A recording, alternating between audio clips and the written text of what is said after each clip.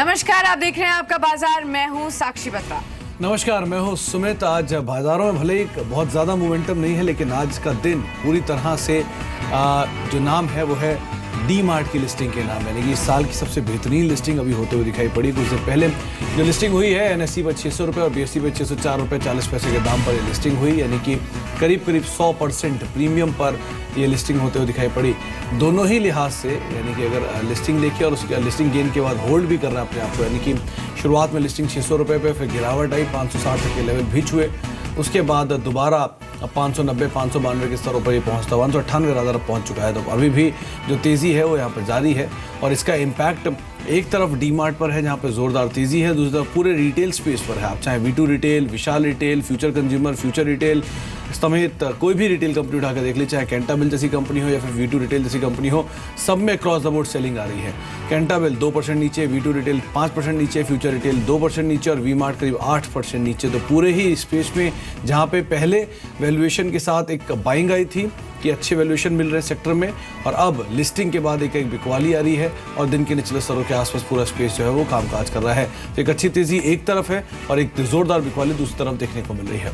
Absolutely. चलिए इसी के साथ शुरुआत करते हैं आपका बाजार के इस सेशन की। दो खास मेहमान हमारे साथ इस सेशन में मौजूद रहेंगे। मिस्टर सुमित बागड़िया होंगे और साथ ही मिस्टर राजेश अग्रवाल होंगे, जो कि लगातार आपके सवालों के जवाब देंगे। फटाफट से आपको तरीका भी बता दें, अगर आप भी इस शो का हिस्सा बनना चाहते हैं, पोर्टफोलियो या शेयर्स के बारे में कोई भी क्वेरीज है तो उठाइए अपना फोन। टोल फ्री लाइन हमारी खुल चुकी है 180018035545। साथ ही ऑल्टरनेट लाइन भी आपको दी जा रही है 012042582237। दोनों ही नंबर्स पर कॉल करके अपने सवाल पूछिए। साथ ही व्हाट्सएप के जरिए और फेसबुक के जरिए लगातार आपका बाजार आपके साथ मौजूद रहता है और इन माध्यमों के जरिए भी अपने सवाल आप हम तक पहुंचा सकते हैं। चलिए इसी के साथ सवाल जवाब के सिलसिले को बढ़ाते हैं। आज का जो पहला सवाल है वो ले लेते हैं। हमारे साथ आज के पहले दर्शक मौजूद भी हैं फोन लाइन पर। हमारे साथ फरीदाबाद से मनु जी हैं। Good morning ma'am. नमस्कार मनु, बताइए। मैम मेरे दो क्वेरीज हैं। पहला उजास एनर्जी, जो मैंने 34 रुपीज के भाव पे 2000 शेयर्स खरीदे हैं, एंड दूसरा मैं जानना चाहता हूँ क्यूपिड पे, जो मैंने 320 के लेवल पे 500 शेयर खरीदे हैं। दूसरा शेयर कौन से बोला आपने? क्यूपिड पे आपने खरीदारी की है 320 के लेवल्स पर। दोनों पर ही नजरिया जानना चाहेंगे आपका? मैम 1 ईयर का नजरिया रखते हैं, ठीक है, आपको राय दिलवा देंगे। गुड मॉर्निंग सुमित, स्वागत है आपका शो पर। सबसे पहले इनके जो दो सवाल हैं उन्हीं पर नजर डाल लेते हैं। उजास एनर्जी के में इन्होंने काफ़ी हैवी क्वांटिटी खरीदी हुई है 34 के लेवल्स पर, और साथ ही क्यूपिड में भी 320 के लेवल्स पर पोजीशन बनाई हुई है। दोनों पर ही इनका 1 साल का व्यू है। क्या राय रखें आप? गुड मॉर्निंग साक्षी। देखिए, उजास के अंदर होल्ड की सलाह रहेगी। उजास ने एक पिछले कुछ महीनों में लोअर लेवल से बहुत अच्छी तेजी दिखाई है और लास्ट 1-1.5 महीने के अंदर ये ऊपरी लेवल से कंसोलिडेट करके थोड़ा सा करेक्शन दिखा रहा है। I think immediately stock 200 DMA के आसपास है। 32 का इमीडिएट सपोर्ट जोन है। जब तक ये 32 का लेवल ब्रेक नहीं करेगा तब तक उजास के अंदर होल्ड की सलाह रहेगी, और ऊपर में ये स्टॉक जैसे ही 35-50 के लेवल्स ब्रेक करेगा उसके बाद इसके अंदर फ्रेश अपवर्ड मोमेंटम स्टार्ट होगा, जिसके अंदर ये 42 से 45 के लेवल्स दिखा सकता है। थोड़ा सा समय देना पड़ेगा 4 से 6 महीने का स्टॉक के लिए। ओवरऑल होल्ड की सलाह रहेगी उजास के अंदर। और इनका दूसरा सवाल था क्यूपिड के ऊपर। क्यूपिड इमीडिएटली स्टॉक एक तेजी के ट्रेंड में है। पिछले कई दिनों से स्टॉक ने जो भी मूव दिखाया है वो तेजी का दिखाया है। यहां से और भी तेजी देखने को मिल सकती है, जिसके अंदर स्टॉक ऊपर में 350 से 400 तक के लेवल दिखा सकता है। तो इसके अंदर भी होल्ड की सलाह रहेगी। चलिए, तो दोनों में ही आपको बने रहने की यहाँ पर राय दी गई है। प्रफुल्ल से बातचीत करते हैं, बेंगलुरु से मौजूद है हमारे साथ। प्रफुल्ल जी नमस्कार। प्रफुल्ल, आप सुन पा रहे हैं? प्रफुल्ल, आपको आवाज मिल रही है? चलिए सर, संपर्क नहीं हो पा रहा। हरीश भी मौजूद हैं। हरीश, आप सुन पा रहे हैं मुझे? हरीश, आपको आवाज मिल रही है मेरी? हाँ जी, हाँ जी। जी, सवाल पूछिए अपना। हाँ जी, हाँ जी। सवाल पूछिए हरीश। नमस्कार जी। नमस्कार हरीश जी। हाँ, मेरे पास BSE के 18 शेयर हैं जी। किस भाव पे? मैंने IPO में लिए थे। ओके, अब आप क्या चाहते हैं? बने रहना चाहते हैं, निकलना चाहते हैं इसमें से? अब मैं ये मतलब मुझे पूछना है कि ये बेचूं कि मैं रख लूं? ओके, सुमित, इनका सवाल BSE पर है। रादर आज एक शानदार लिस्टिंग हुई, इसी तरह की एक लिस्टिंग BSE की भी हुई थी, 40% के आसपास गेन लिस्टिंग पे वहाँ पर भी आया था। 18 शेयर इनके पास हैं, 806 रुपये के दाम पे खरीदारी है। लिस्टिंग के बाद ये नीचे भी गया, वहाँ से एक अच्छी तेज़ी वापस बनती हुई दिखाई पड़ी। 950 रुपये के स्तर तक ये शेयर दोबारा लौट भी चुका है।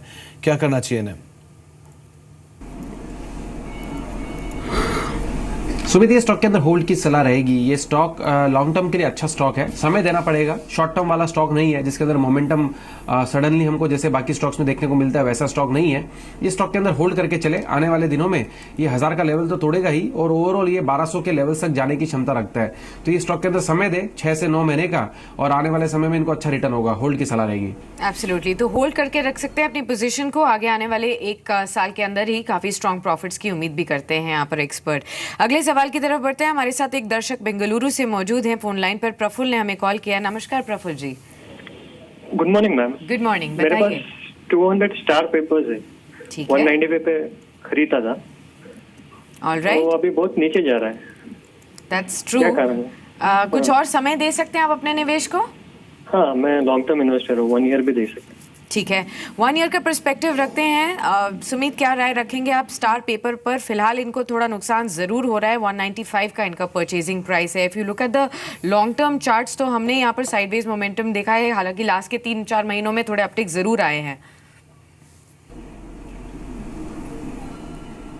साक्षी, ये स्टॉक में इनको by default long term horizon ही रखना पड़ेगा, क्योंकि ये स्टॉक ने अभी एक ब्रेकडाउन दे दिया है और ये स्टॉक ब्रेकडाउन के हिसाब से शॉर्ट टर्म में थोड़ा सा और वीकनेस दिखा सकता है, जिसके अंदर शायद 125-120 तक के लेवल्स देखने को मिल सकते हैं। आई थिंक ये स्टॉक इमीडिएटली प्रेजेंट लेवल से जब तक ये ऊपर के अंदर 170 के ऊपर क्लोजिंग नहीं देता है तब तक इसके अंदर कोई बड़ी तेजी, बड़ा मूव देखने को नहीं मिलेगा। तो ये लॉन्गर टर्म होराइजन रखते हैं तब तो ये स्टॉक को होल्ड करें और नीचे में प्रिपेयर्ड रहे कि 125-130 के लेवल्स इसके अंदर देखने को मिल सकते हैं। ऊपर में जब भी ये 170 के ऊपर क्लोजिंग देगा उसके बाद ये मोमेंटम स्टार्ट करेगा तेजी का, जिसके अंदर ये स्टॉक 200 के लेवल्स दिखा सकता है। लॉन्गर टर्म होराइजन के हिसाब से होल्ड की सलाह रहेगी। शॉर्ट टर्म का होराइजन हो तो निकल जाना चाहिए। जी, छोटी अवधि की जो निवेशक हैं उनके लिए राय है कि आप निकल जाएं। लंबी अवधि के लिए आप यहाँ पे जरूर बन रह सकते हैं। रूपानी हमारे साथ, मिस्टर रूपानी मौजूद हैं मुंबई से बातचीत करने के लिए। रूपानी साहब नमस्कार। नमस्कार। नमस्कार रूपानी साहब, क्या सवाल है आपका? पूछिए। अपना मेरे पास 325 शेयर है कोल इंडिया के, 325 के रेट के, तो क्या करूँ, होल्ड करूँ कि बेच डालूं? रूपानी साहब, ये खरीदारी आपने कब की है? अपना 3 साल हो गए। 3 साल हो चुके हैं आपको? हाँ, तो आपको तो डिविडेंड से ये पूरी रकम मिल चुकी होगी अब तक? ऑलमोस्ट। ओके, सुमित, इनका सवाल कोल इंडिया पर है। इनको जो कॉस्ट है वो पूरी निकल चुकी है, लगभग पूरी निकल चुकी है कि हर साल कंपनी अच्छा डिविडेंड देती है। इस साल भी 18.5 रुपये डिविडेंड हाल में कंपनी ने दिया है। आप क्या राय रखते हैं, क्या करना चाहिए ना कोल इंडिया में? जो मुनाफा है उसे लेकर निकल जाएं या फिर अभी बने रहें? आगे अभी potential upside at least dividend side में तो बहुत दिखता है, क्या किया जाए?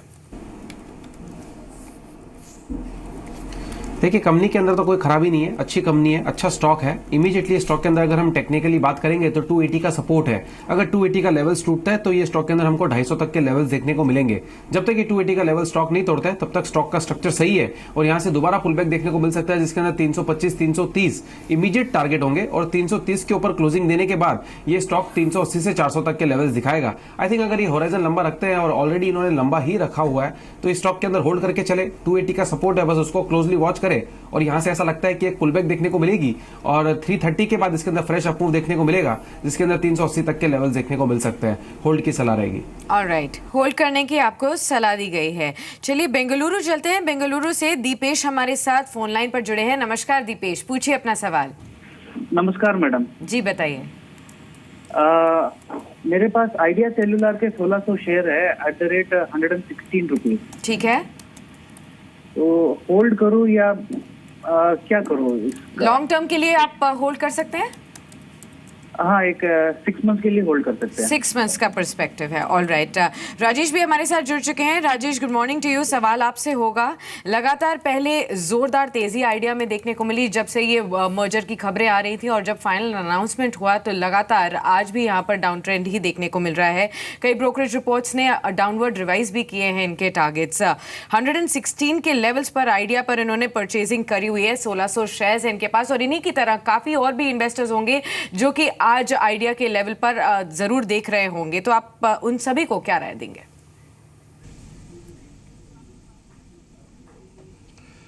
देखिए, मॉर्निंग साक्षी, पहली बात तो ये है कि आइडिया में जो लगातार तेज़ी बनी थी वो इस न्यूज़ पे बनी थी कि वोडाफोन के साथ मर्जर होने वाला है और एक बड़ा कंसोलिडेशन होगा, क्योंकि दोनों ही दिग्गज कंपनियां थी और इस वजह से बहुत सारी एक्सपेक्टेशन बनी थी। बट कल जो डिटेल्स निकल कर आए कि 45% के आसपास वोडाफोन रखेगी हिस्सेदारी उसमें और 24% आइडिया रखेगी और 2018 में ये लागू होगा और उसके 3 साल के बाद 130 रुपये तक आइडिया उसमें स्टेक बढ़ा सकता है 9% के आसपास। ये सब जो था वो करीब करीब जो छोटे निवेशक थे, या कहने का मतलब है पब्लिक शेयर होल्डर्स जो थे, उनके फेवर में उतना नहीं गया।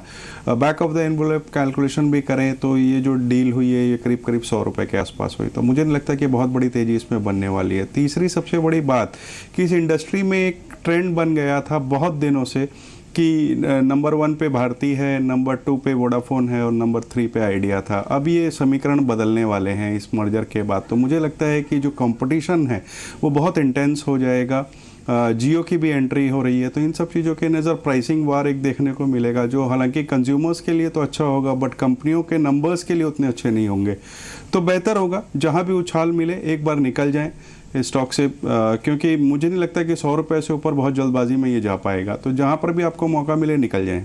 जी, तो किसी भी तेज़ी में निकल जाएं, ये आपको राय दी है राजेश ने। और वैसे भी आज CLSA की डाउनग्रेड की रिपोर्ट के बाद सभी कॉल यहाँ पर देखने को मिल रही है।